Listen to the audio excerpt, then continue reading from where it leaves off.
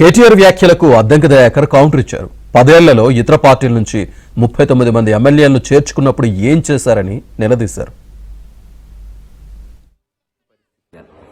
కేటీఆర్ గద్వాల సభలో మాట్లాడుతున్న తీరు చూస్తే కనీసం వాళ్ళకు సిగ్గనిపించలేని పరిస్థితి. 39 మంది ఎమ్మెల్యేల్ని, 3 ఎంపీల్ని, 16 మంది పైచిలుకు ఎమ్మెల్సీలను, వివిధ పార్టీలకు సంబంధించిన వాళ్లను బీఆర్ఎస్ లో చేర్చుకున్నప్పుడు ఎటుపోయింది మొహం?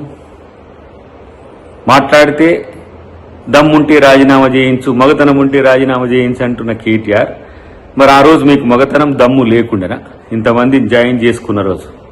మేము 10 మంది వాళ్ళను ఎమ్మెల్యేలను రాజీనామా చేయించేంత వరకు అమరణ దీక్ష చేస్తా అంటే, ఇక అమరణ దీక్ష అంటే ఇక నువ్వే చేయాలి.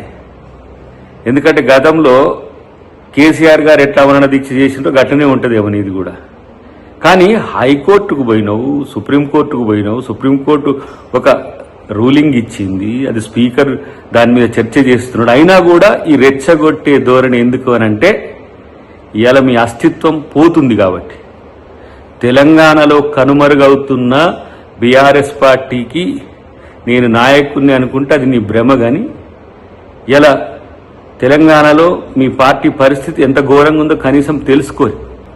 మాట్లాడితే ఈరోజు మీ మాటలన్నీ కూడా తెలంగాణ ప్రజలను రెచ్చగొట్టే విధంగా ఉన్నది తప్పితే ప్రతిపక్షంగా మీ నాయన ఫెయిల్యూర్ అయినరు.